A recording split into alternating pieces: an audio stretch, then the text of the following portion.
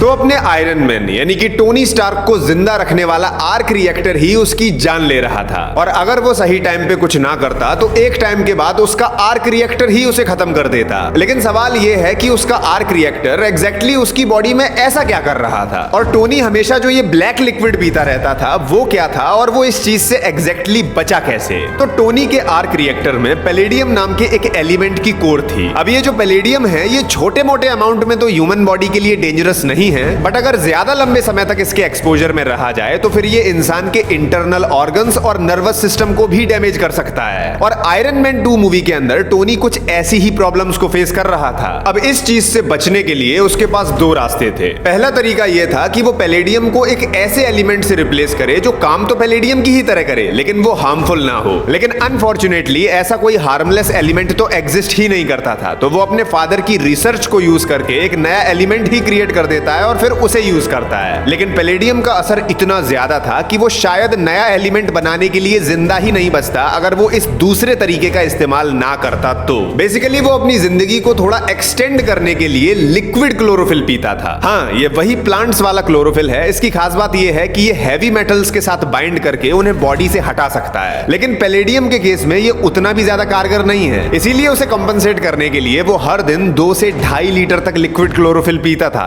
तब जाके कहीं वो पैलेडियम पॉइजनिंग से लड़ पा रहा था।